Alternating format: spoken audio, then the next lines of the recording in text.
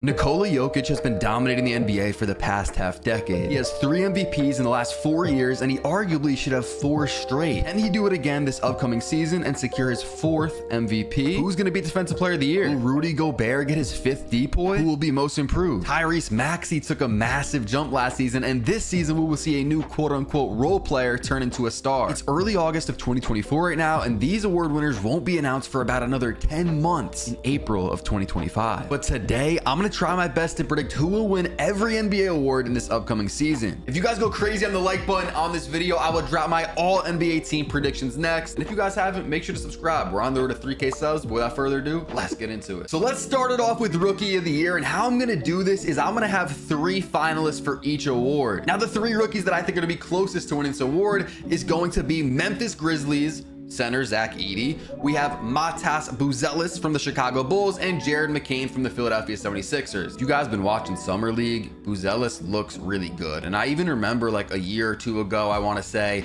he was supposed to be like the #1 pick or a top pick if I'm remembering correctly. After he kind of fell in the draft, if you want to say that, to the Chicago Bulls, they might have got lucky because I think he's going to have a really good year. Also, Jared McCain with the 76ers, I think he's just going to be an elite role player. Like his numbers aren't going to jump off the sheet, but I think he's just going to be so solid for them. He's probably going to start some games for them as well. But my pick is going to be Zach Edey for Rookie of the Year. And so far in the Salt Lake Summer League, he's played 1 game. We played 33.5 minutes with 14 points, 15 rebounds, and 4 blocks. And I know it's only 1 game, so like we're not going to overreact too crazy to just 1 game, but he's expected to be the Grizzlies starting center if they don't find, I don't know if they're going to trade for somebody or pick somebody up, but they picked him inside of the lottery and they expect to use him a lot. And I think the Grizzlies are going to be a really good team. And so he's going to be a rookie that is going to impact winning. And I think that matters a lot. There's not going to be too many rookies that can do that. I also don't think there's going to be any rookies this season that average like 20 points per game or just put up like insane numbers. So I think his importance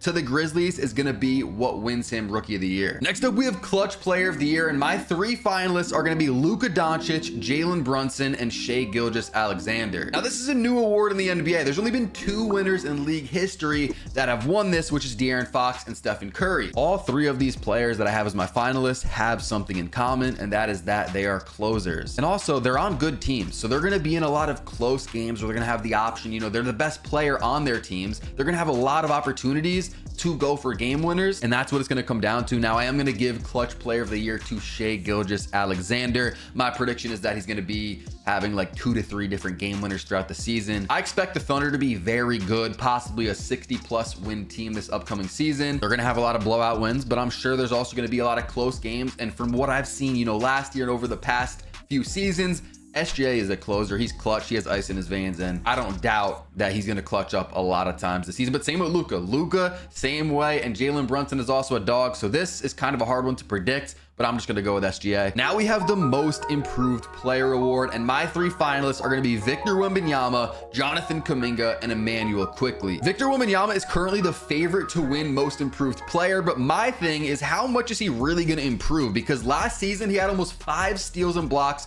per game, which is literally insane. He was one of, if not the best defensive players in the entire NBA, and offensively he averaged like 22 and 11 rebounds or something. So unless Wemby goes out and averages like 30 points per game with 12 boards and I don't even know 6 steals and blocks, like how much can Wemby really improve outside of his team success? So I'm not going to pick him. It comes down to Jonathan Kuminga and Immanuel Quickley, and for me, I've been hyping up Immanuel Quickley all offseason. I think he's going to take a big step forward, but when it comes down to it, I'm just going to go with Jonathan Kuminga to win Most Improved Player. I think the Warriors are going to be better than the Raptors, and if the Warriors want to go anywhere, they need Kuminga to step up big time. Last year, Kuminga averaged 16 points per game, 5 rebounds per game, and 2 assists per game on okay efficiency. And the Warriors didn't go out and bring in some superstar to put alongside Curry. Obviously, they lost Klay Thompson, and if the Warriors are going to want to go anywhere, Kuminga has to be that sidekick. He has to be that scoring option, because it's not going to be Andrew Wiggins, which they might end up trading him or somehow getting rid of him. It's not going to be Draymond Green. It's not going to be, you know, Buddy Hield or Brandon Podziemski. Now, I will say, if the Warriors do somehow land Lauri Markkanen, which they've been in rumors to get him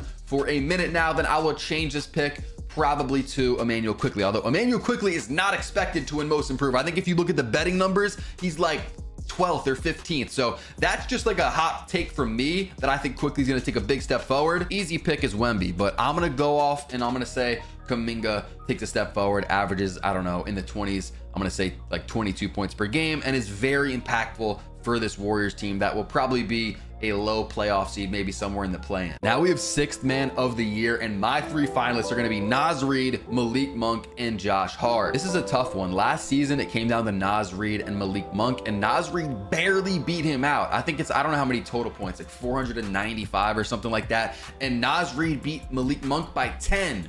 Like, usually it's like clear cut, this is the guy that easily is going to win whatever award, but this was so close and Naz Reid barely took it. Adding in Josh Hart to the mix with Naz Reid and Malik Monk, I think the Knicks are going to be a very good team, and we saw what Josh Hart did for this Knicks team last year. He was so impactful in so many different ways, scoring, especially rebounding. That was probably the biggest thing, and just his availability, playing, you know, some games 48 minutes a game, not coming out of the game. He's a guy you want on your team that's going to fight for all the wins. He's going to give his 110% effort, and I think he's definitely going to be in the consideration. But at the end of the day, I'm going to give this to Naz Reid again. I think he goes back to back. The reason, he's just a difference maker. Like, he should really be an NBA starter. I guess you could maybe say that about Malik Monk and Josh Hart as well, but Naz Reid should really be like a starting four on a team. It's just tough when you have Karl-Anthony Towns and Rudy Gobert on, you know, the Timberwolves. But we saw at times deep in the Timberwolves playoff run where Rudy Gobert, like, they just couldn't really keep him on the floor. Even Cat was struggling. I think it was in, I don't know what it was, either the second or third series they had, and Naz Reid was the guy that was consistently stepping up, and they even had him closing some games. And I just think the Timberwolves are going to be really good, possibly the 1 seed in the West. That all matters when we're talking about awards. Team success unfortunately matters. I know some people don't like that, but I will be going with Naz Reid to run it back for sixth man of the year. Now we have coach of the year, and my three finalists are going to be Taylor Jenkins from the Grizzlies, Joe Mazzulla from the Boston Celtics, and Mark Daigneault from the OKC Thunder. Now my take on coach of the year is a little bit interesting. Usually my pick is going to be someone that has kind of low expectations and they just exceed expectations. Like, they were not supposed to be a playoff team, but hey, they found themselves in the playoffs and they were like a 4 or 5 seed. Or the other option is you are expected to be one of the best teams and you go out and perform and win, like, I don't even know, 65, 70 games and just look insane all year. That is why I have Joe Mazzulla on this list. He is actually the favorite to win this, but I feel like when you have such a talented roster, that kind of hurts your odds of winning coach of the year. Like, it's more impressive when you really perform with, like, not as talented of a team, in my opinion. So I almost didn't put Joe Mazzulla on here, but the Celtics could, like, have a historical season. Maybe they go out and get 74 wins and break the all-time win record for a single season. And if they did that, then Mazzulla would obviously win coach of the year. But I'm not going to give it to him because I don't think they're going to do that. They can, of course, possibly do that. And I was going to give it to Taylor Jenkins because I think the Grizzlies are going to be really good. And last year they had like 20-something wins. So that's a big jump. You know, assuming that they're going to have, like, I don't know, 50 wins, going from 27 to 50 is huge. But we kind of know why. They were really banged up. And so I'm going to give it to Mark Daigneault from the OKC Thunder. Last season, the Thunder did get the 1 seed. They were 57-25. I'm going to say they get even better. I'm going to say they get like 65 wins or something. And I'm going to say they're the clear-cut 1 seed in the West, possibly the best team in the entire NBA. Now we're getting into the very interesting awards. We have Defensive Player of the Year, and my three finalists are going to be Victor Wembanyama, Bam Adebayo, and Giannis Antetokounmpo. Now this is a tough one, and I have 3 big men for this, guys that are just going to protect the rim and block a lot of shots. That's usually who's going to win this award. We rarely see guards win DPOY. Bam's been a guy that has been in the mix for years now and still hasn't gotten one, and it almost you almost got to feel bad for him because he's just been so dominant. Defensively, the guy's a beast, but I just don't know. I don't know if he's ever going to get one, and spoiler alert, I'm not going to give him DPOY in my prediction right here. The other guy that I'm not going to give it to is Giannis, although I think defensively he's going to be a monster again, as he's been pretty much for all of his career. I'm going to give Victor Wembanyama his first Defensive Player of the Year. I mean, last year he was just unreal. 4.8 stocks per game. If you guys don't know what that is, it's steals and blocks added together. Almost 5 of those a game is literally insane. The second highest in the entire NBA was Anthony Davis with 3.5. So that's a big difference, and there were only 2 players above 3 stocks per game. So Wemby having about 5 and the rest of the top defenders having below like 3, that's just how impactful he's been. And it hasn't translated too much to winning, and that's partially because the Spurs just don't have the best of rosters. I think they're going to be better this season. I think this number will probably stay about the same. He'll probably have about 5 steals and blocks per game. And I just think Wemby's going to be one of, if not the best rim protectors in the entire NBA, and he's only in his second season. I mean, last season, I would probably say he was the best rim protector because he would just block and swat down anything in his, vicinity. Now we have the NBA's most valuable player, and I narrowed it down to 3 people, which was very tough to do because there are just so many good superstars in the NBA. We have Luka Doncic, Giannis Antetokounmpo, and Joel Embiid. You guys might be thinking, why is Nikola Jokic not in my top 3? He was for a little bit, and then I decided to add somebody. I'm not going to say who because they're obviously not going to win it because I put them as the 3rd person on the list. But I think with Jokic, I just think there's going to be a little bit of voter fatigue. I'd love to see him win a 4th. That would be so cool to see. But I think there's going to be voter fatigue. Possibly the Nuggets aren't as good. I think they probably have to be the 1 seed again. I mean, they were like I think the 2 or the 3 seed, but they were pretty much tied in wins for the 1 seed, so it kind of counts. But I don't know if the Nuggets are going to be, that high seed again. And I just don't really think Jokic will win MVP. He could, though. He could prove me wrong. The thing with Joel Embiid is health. If he can stay healthy, he has a very good shot at it because he averaged 35 points per game last season when he was on the court, but he missed a lot of time and only played 38 games. Luka's numbers were insane. He averaged 34 points per game and 10 rebounds per game, 9 assists per game, something like that. It's clear the voters care a lot about team success. So this award is going to come down to which of these great players can also be the 1 seed. Now, I don't know if the Mavs can do it. The West is absolutely loaded. And so that is why I'm going out on a limb and I'm going to say Giannis Antetokounmpo